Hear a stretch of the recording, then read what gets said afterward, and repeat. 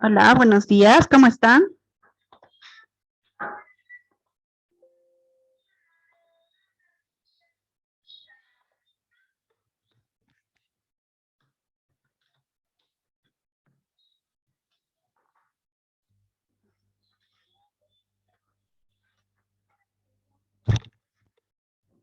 Buen día, chicos, ¿me escuchan?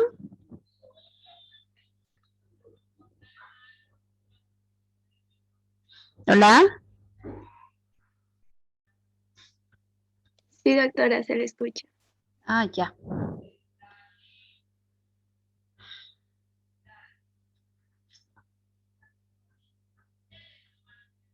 Bueno, entonces vamos a empezar otra unidad, que es la personalidad, ¿sí?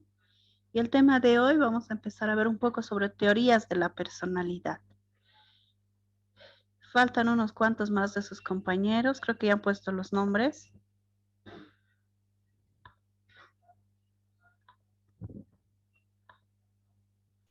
En un minutito me dan mientras van entrando el resto, ¿sí?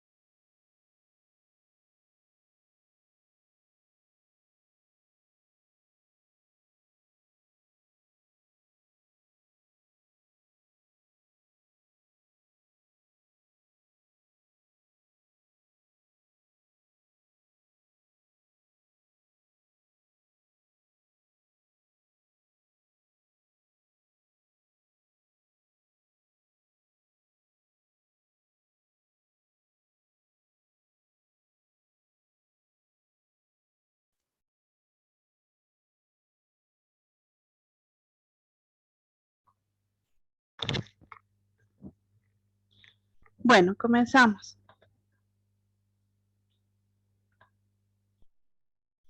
En este capítulo vamos a ver algo sobre el concepto de personalidad y las teorías de la personalidad. ¿Ya? Las de psicodinámicas, tipológicas, la de los rasgos, la teoría situacionista, orientación cognitiva. Entonces vamos a definir qué es personalidad. ¿Qué es para ustedes personalidad? Saben que en las clases de psicología es un feedback, ¿no? Ustedes también tienen que hablar, tienen que interactuar, porque son contenidos que tenemos ya idea, ¿no? De haber llevado para el bachillerato, que tenemos noción. ¿Qué es para ustedes la personalidad?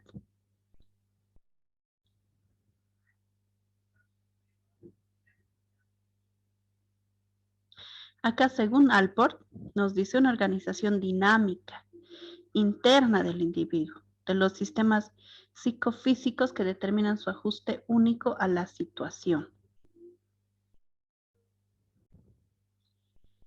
Cattell nos dice es un patrón de rasgos que nos permite predecir lo que una persona hará en una situación determinada.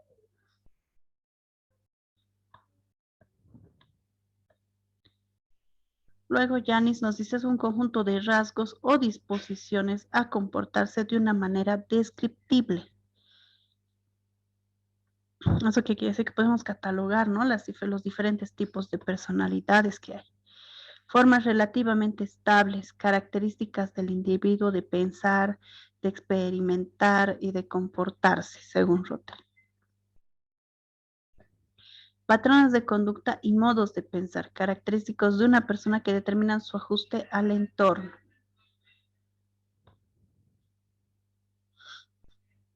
Pero ¿qué sería para ustedes la personalidad, si fuera de estos conceptos? Les dejo ahí para que los vayan viendo. Patrón de rasgos que nos permite, ¿cómo describirían ustedes su personalidad?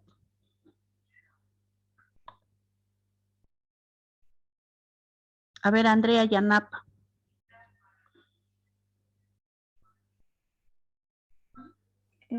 Sí, doctora, buen día. La personalidad sería los rasgos, las cualidades de una persona, su comportamiento. El comportamiento que tiene ante una situación, ¿no? Determinada, que dice una situación determinada, todos coincidiendo que es en relación a algo, Exacto. ¿no? Las El cómo características. reacciona. Podría ser cómo reacciona ante una situación. Ya.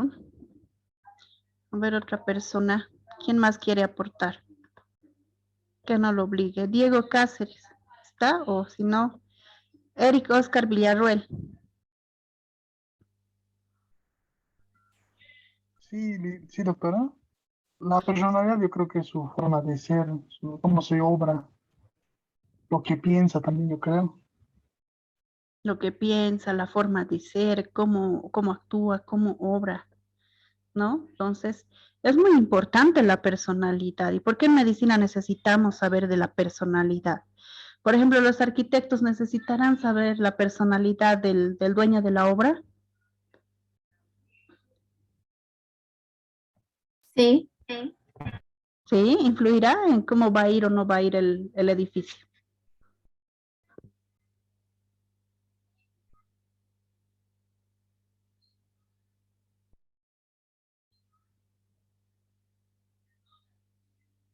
Los abogados quizás, porque trabajan directamente con la persona, ¿no? Pero cuando es un trabajo más indirecto, bueno, quien me compre la casa, pues la cosa es que me la compren, ¿no? Y yo la construyo como la tengo que construir. O sea, personalmente creo que no va a influir tanto la personalidad de alguien para que yo haga mi trabajo si soy un arquitecto. Pero en medicina, ¿será que nos interesa aprender sobre la personalidad de nuestros pacientes?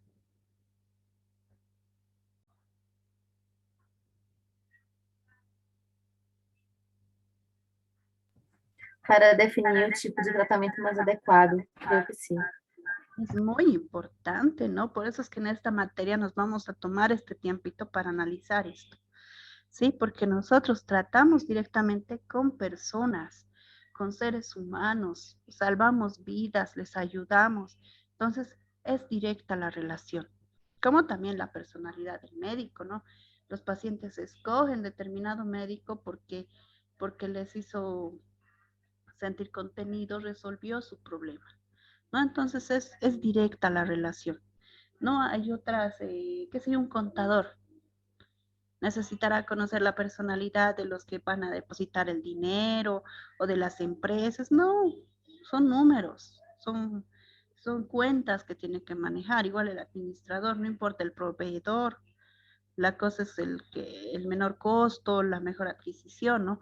Trabajan de distintas maneras otras profesiones y ustedes van a poder ir viendo, o sea, imagínense una profesión, cuál es la relación directa que tiene, ¿no? El profesional con la personalidad de alguien.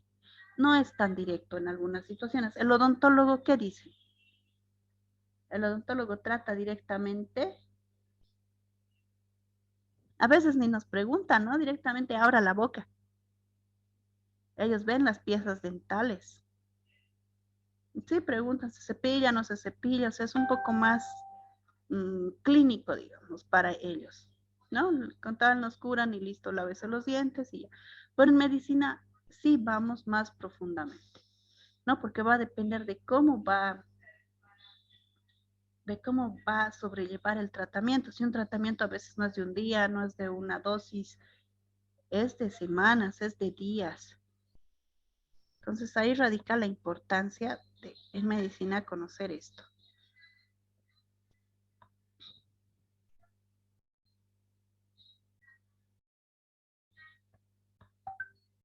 Entonces, vamos a hacer un análisis sobre estas definiciones. Dice, es algo distintivo y propio de cada uno, de cada persona. Sí, sí o sí, una persona es totalmente diferente a otra. Por eso es que cada uno de ustedes de diferente manera va a pensar, va, va a desarrollarse como médico, como persona, como ser humano, va a adquirir el mismo conocimiento, pero de distinta manera lo va a procesar, ¿no? Va a ser más responsable, digamos, con sus temas de estudio, con el conocimiento que va a adquirir, cómo lo va a utilizar, cómo lo va a aplicar. También se refiere a un modo habitual de responder a situaciones diversas, ¿no? Por ejemplo, si hay un terremoto, ¿no? Han visto los terremotos que han ido pasando últimamente en otros lugares. Si hay un terremoto en este momento, van por nuestra personalidad, vamos a responder de maneras diferentes, ¿no? Hay otros que estarán tranquilos, como si nada, siguen haciendo sus quehaceres, porque es un terremoto sencillo, solo un temblor, pero hay otros que van a salir corriendo, no sacan todo y se van afuera y no vuelven a entrar o no duermen. Entonces es cómo van a responder a situaciones diversas. Entre estas situaciones, otro ejemplo puede ser la pandemia, que ya lo hemos puesto bastante, los terremotos, la enfermedad, ¿no? Por ejemplo, es diferente, ya les dije en algún momento, ser médico y estar ante la enfermedad, alguien que no conocemos, ayudarlo, que ser médico y estar ante un paciente que es conocido nuestro, ¿no? Entonces hay como que hay esa relación y no podemos, no pensamos de la misma manera, no somos objetivos.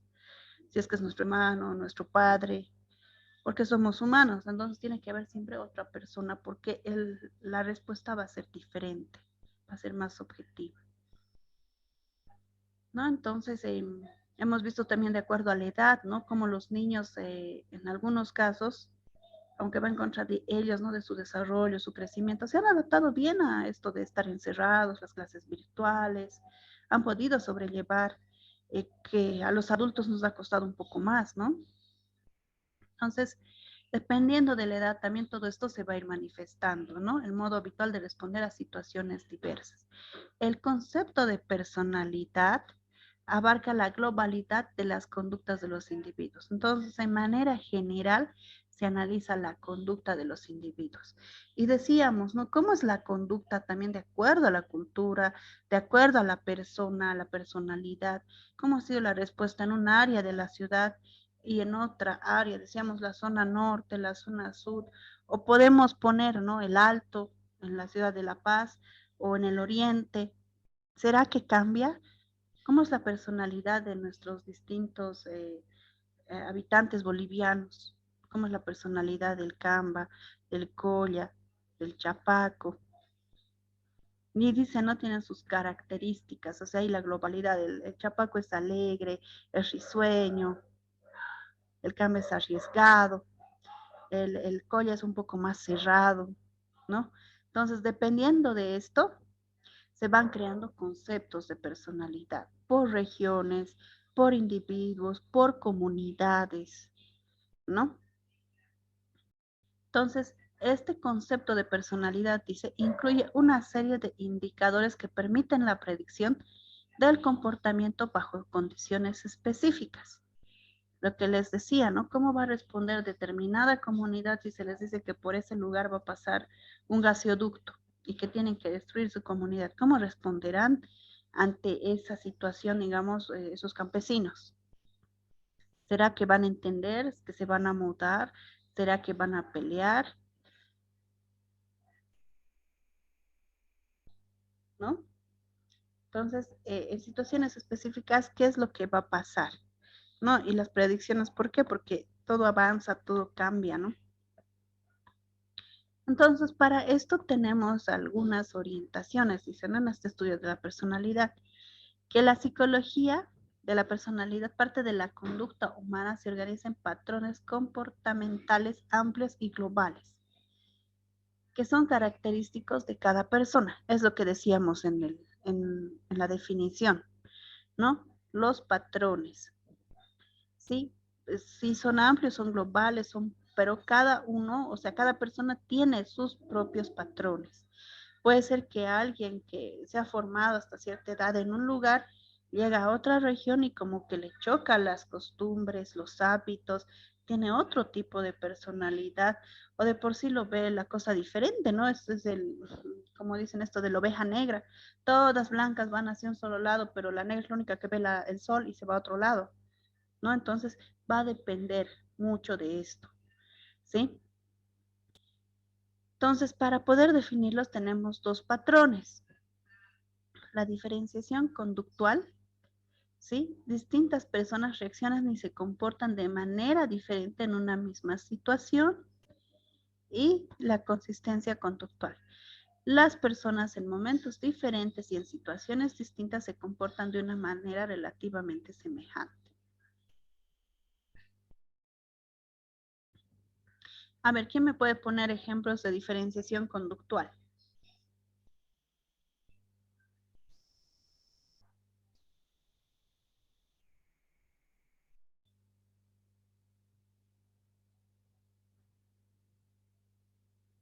Distintas personas reaccionan y se comportan de manera diferente en una misma situación.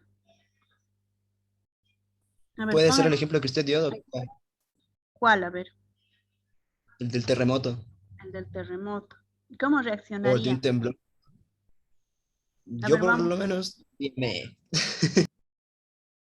¿Cómo reaccionarías, perdón? o sea, diría, no pasa nada. No, no, no. Ya, tranquilo. ¿Y de qué dependerá Exacto. eso? ¿Tú de dónde eres? Soy boliviano, pero viví en Chile, entonces pasé por el terremoto que hubo en 2014 y ahora entonces es súper común los terremotos Ya o sabes, temblores. ¿no? Entonces, de acuerdo a los conocimientos que tienen y demás, dicen, no, no pasa nada. Es algo que va a pasar. Dios quiera que no sea más, pero... ¿Y acá en Cochabamba, cómo reaccionarían?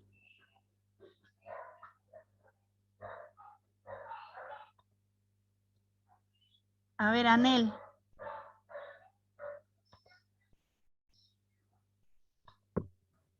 Buen día, doctora. ¿cómo No reaccionarías? sabría cómo reaccionar porque, o sea, no he vivido así un terremoto, un temblor. Ya. Sería algo nuevo para mí. Ujú. Como persona, ¿no? ¿Y ustedes han llevado soporte básico de vida, chicos?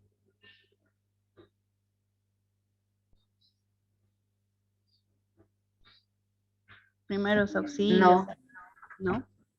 Pero tienen que tener instrucción, ¿no? Como estudiantes de medicina, cómo deberíamos reaccionar. Esto va también con la educación, ¿no? Es distinto lo que pasa aquí en Bolivia que lo que pasa en Japón, por ejemplo. Eh, Deberíamos tener educación y esto ya tenemos que empezar a reaccionar y a pensar como estudiantes de medicina, como médicos. ¿Qué es lo que tendría que hacer como médico? No puedo quedarme parado tampoco, no sé qué va a pasar, pero siempre es mejor la prevención. Entonces, si es que los terremotos fueran constantes, ¿qué tendría que hacer? Educar. Si tengo niños en la casa, si tengo adultos, no decirles, cuando hay un temblor no pasa nada, tranquilo, vas y te colocas debajo de al lado de una superficie donde puedas estar seguro, puede ser debajo de un escritorio, debajo de un marco, tomar previsiones, ¿no? Entonces, nuestra reacción, si hay conocimiento y si sabemos lo que tenemos que hacer, va a ser diferente. Como dice su compañero, lo toma y de repente él tiene el conocimiento, sabe que no va a pasar nada, pero eso no quiere decir también evitar que no se tomen previsiones, ¿no? Igual hasta que pase veré, estaré seguro, actuaré de la manera correcta. ¿Sí? Eso, pero como les digo, es a medida que pasa el tiempo.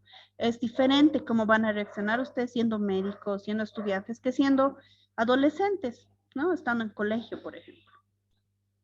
Entonces es diferente y eso va a cambiarla de una manera diferente una misma situación. Puede ser que la misma persona actúe de diferente hacia la misma situación en diferentes tiempos, en diferentes épocas de su vida, ¿no? Por lo que hemos visto, por ejemplo, un viejito actuará de la misma manera. No, también se va a asustar o tal vez no. Un niño, lo mismo. Entonces, Todo eso también va a estar en torno, pero a la personalidad y a cómo van a ir formando esa personalidad. Ahora dice consistencia conductual. Las personas en momentos diferentes y en situaciones distintas se comportan de una manera relativamente semejante. A ver, ¿cómo pondrían un ejemplo para esto?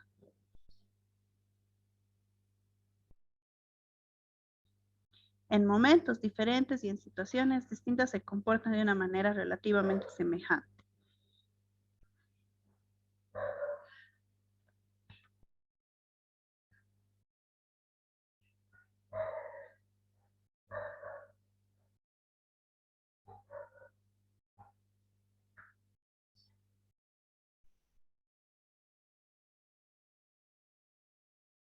¿Mm?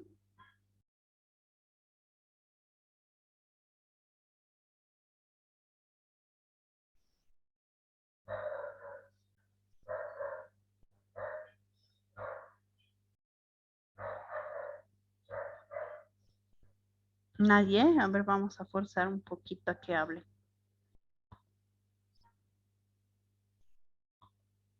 Luder Mendoza.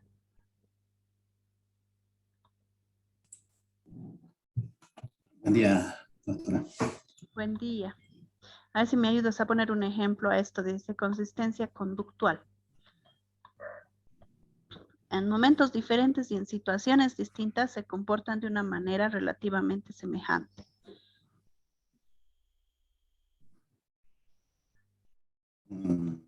Por decirle un ejemplo, cuando uno mira a un perro, uno que está acostumbrado a un perro que le aparece así de la nada, pero no pasa nada, pero uno que no está acostumbrado a eso, pues echa a correr, ¿no? Ya, pero esos reaccionan de diferente manera a una misma situación. Esa es la diferenciación conductual. Y la consistencia conductual dice que son diferentes momentos en situaciones distintas, pero que tienen relativamente, que actúan de relativamente semejante.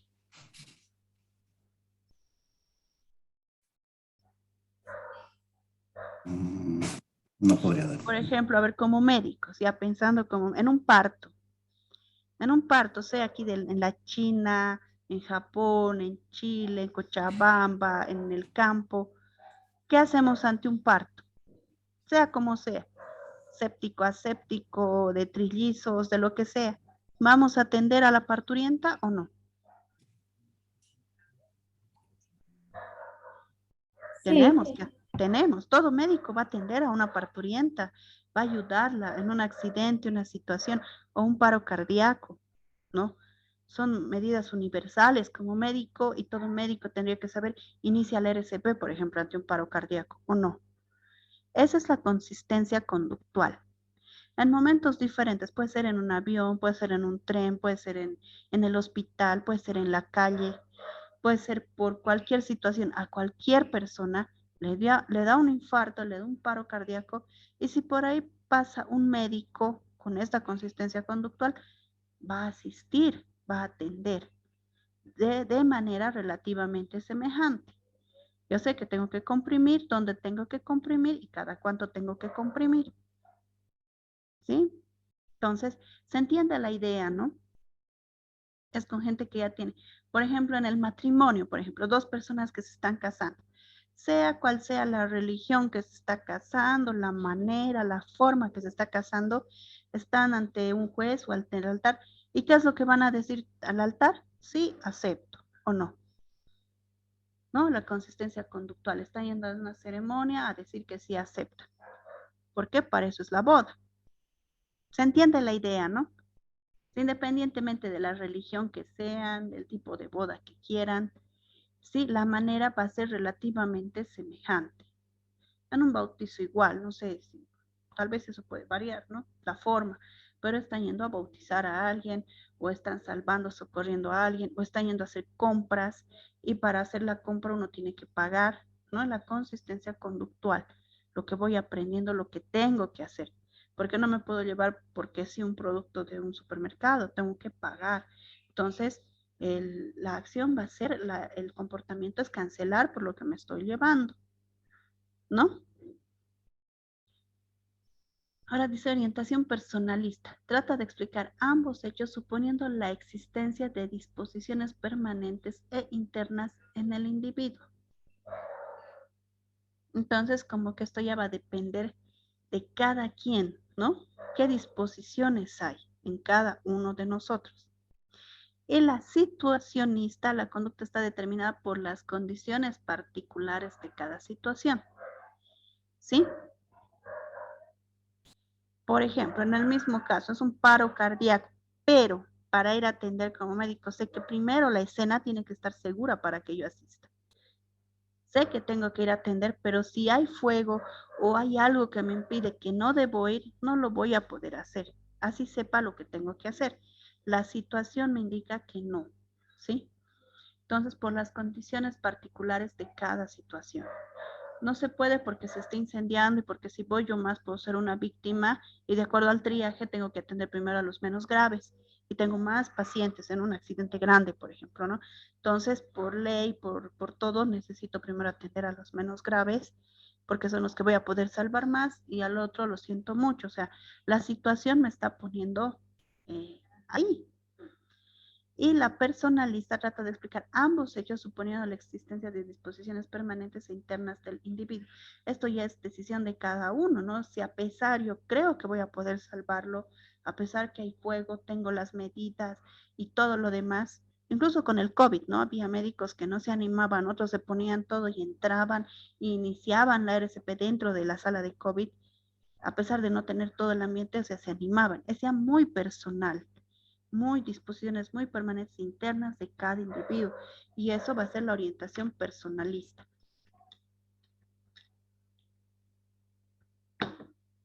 ¿Se entiende hasta acá los ejemplos?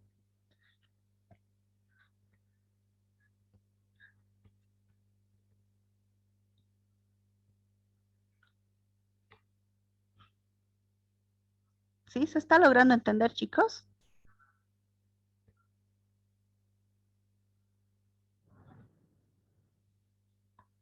Y otra.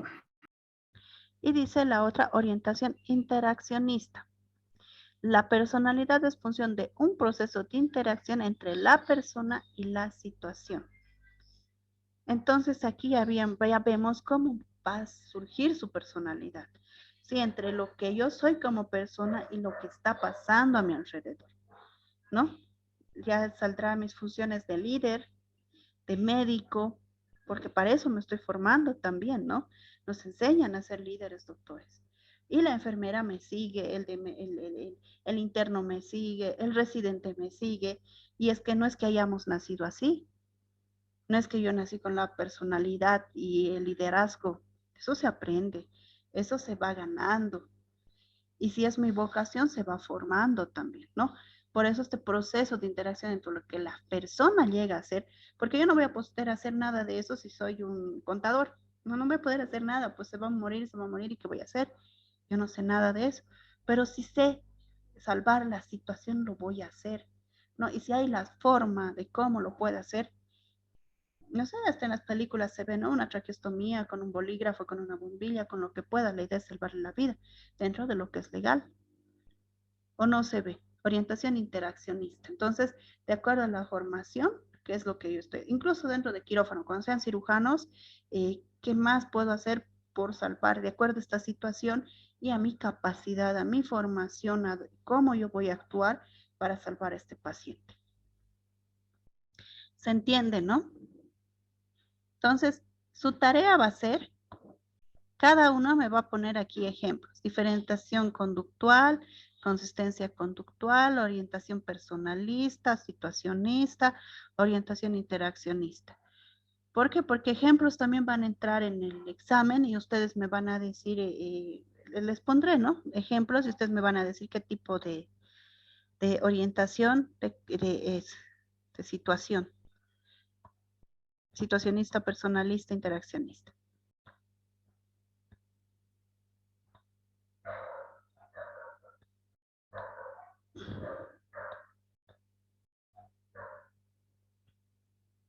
Entonces aquí ya tenemos las teorías psicodinámicas y obviamente está Sigmund Freud también dándonos dos perspectivas. para describir estos elementos que van a configurar la personalidad, ¿sí? La parte topográfica y estructural. Entonces, ¿qué nos dice? La importancia de los procesos inconscientes en la determinación de la conducta, ¿sí? La relevancia del impulso sexual en la organización de la personalidad, la significación de las primeras etapas de desarrollo infantil en la estructuración de la personalidad. O sea, como ven aquí ya se está tomando en cuenta todo lo que ha pasado, porque la persona, el ser humano que va a desarrollar, ha pasado por todo esto y hemos dicho que a veces desarrollan de una manera adecuada, normal, entre comillas, ¿no? Pero a veces tienen sus falencias, sus carencias, ¿no? Sus apegos.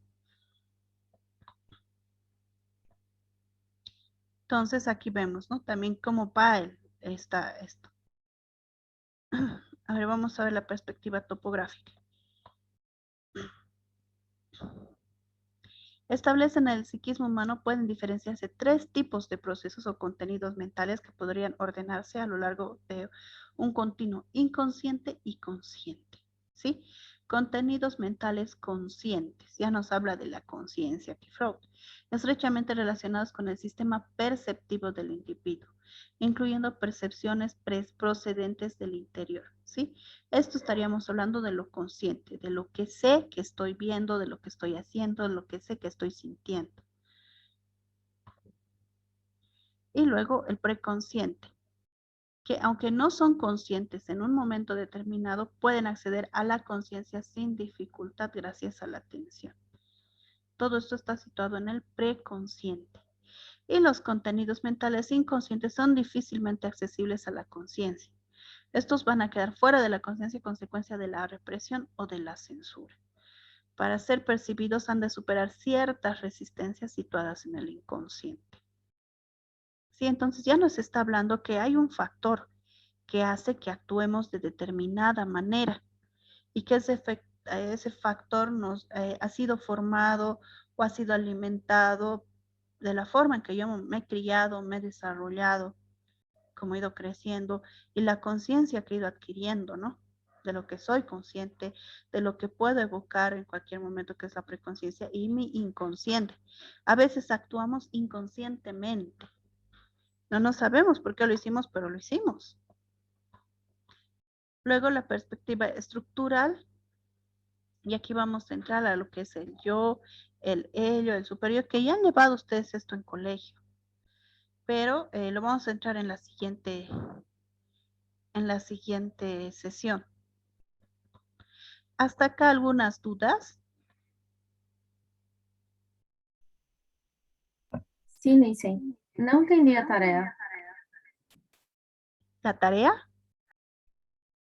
Sim. Ya acá, de esta primera parte, para ver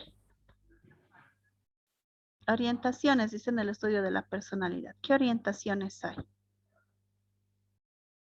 Estas tres, anótense si quieren ahorita a mano, sáquenle una fotito. La orientación personalista, una orientación situacionista y una orientación interaccionista.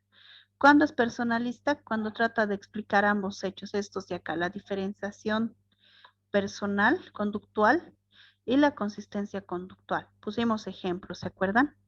Esto, sáquenle una fotito a esto. Igual va a estar, el tema lo voy a subir.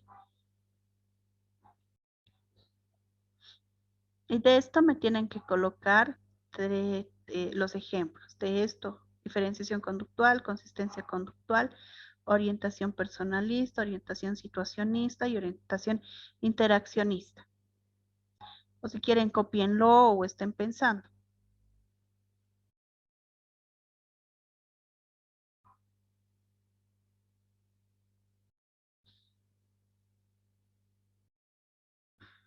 A ver, otro ejemplo de orientación situacionista.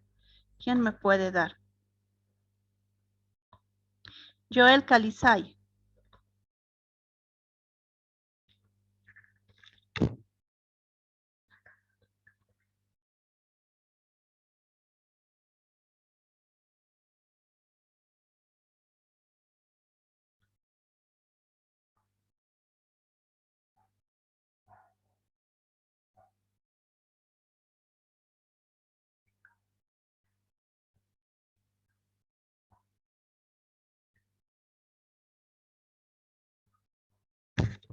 No está Joel Caliza ya.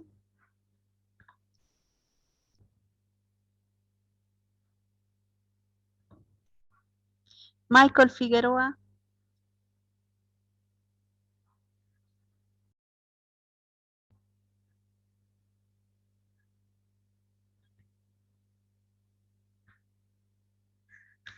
Tampoco está. Milka. Milka Séfora. Sí, Lice. A ver, un ejemplo sobre orientación personal situacionista.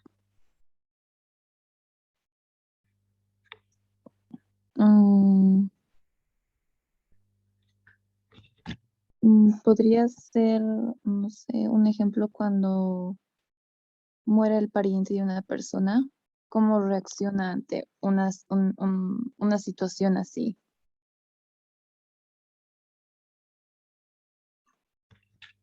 Ya, sí. Claro, ante la muerte cada quien va a reaccionar de distinta manera, ¿no?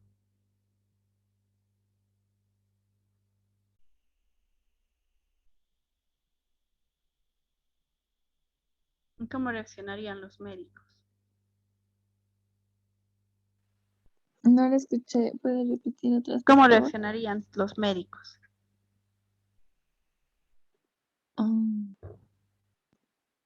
¿Cuál crees que es? No te estoy diciendo. ¿Cuál crees que es la reacción? O sea, alguien que ha fallecido. No sé,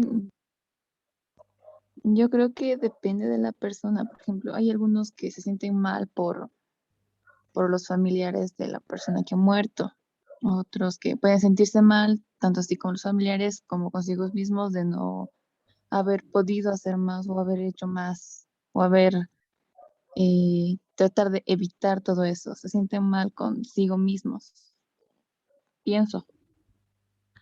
En realidad, doctorita, tenemos que prepararnos para hacer todo lo que podamos para evitar ese sentimiento. Si yo hice todo lo que pude, hice el SP, le hice el masaje, al final llevamos a cateterismo, hicimos todo lo que se pudo. Tampoco somos dioses, no sabemos que existe un Dios que es el que determina las cosas, hace porque pasan las situaciones, accidentes, enfermedades. Nosotros coadyuvamos, solo somos herramientas. Pero en el actuar médico, para poder hablar con la familia y decirle, tenemos que decirles que se ha hecho todo lo posible. Y para eso tenemos que estar preparados en el momento que esté pasando esa situación de la muerte y hacer todo lo que está bajo, bajo nuestro cuidado. Si hemos cumplido, ¿qué más podemos hacer? Entonces tenemos que formarnos con esa visión, hacer todo lo que podamos. Y dentro de la ley boliviana está de que sí, el médico, no hay eutanasia en Bolivia. Entonces tenemos, por ley, tenemos que hacer todo lo que se puede. Así la familia incluso quiera que ya desconectemos al paciente, que ya no hagamos nada, no podemos. No estamos habilitados por ley. Tenemos que hacer todo lo que podamos hacer hasta que fallece. Va más allá, entonces, bueno, escapa de nuestras manos. ¿Me entienden? Y para esa orientación, para esa situación, tienen que prepararse todos ustedes, porque sí vamos a tener pacientes que se nos van a morir y se nos van a morir en nuestras manos. No les voy a decir que no. O que han sido nuestros pacientes, un día están bien, al día siguiente llegan y se mueren, no sé. Tenemos ese choque, nos enfrentamos, es contra quién peleamos. Entonces, tu compañera decía, por eso les digo, la situación, o sea, en relación a cómo nos formamos o quiénes somos, va a ser diferente a si es un familiar, es diferente si es un familiar nuestro, es diferente la familia, cómo va a actuar, ¿no? Y siempre nos ponemos, vamos a hablar de empatía, siempre nos vamos a poner en la situación de la otra persona, en la situación del familiar, pero con nuestra conciencia, y estoy apelando a la conciencia, de que hemos hecho todo lo que teníamos que hacer, ¿no? Ahora no les digo que no hay negligencias, que no hay errores. No, en medicina nunca 1 más 1 es 2, ni tenemos una bola de cristal para saber todo. Es complicado. Ya se va a acabar la sesión, por favor.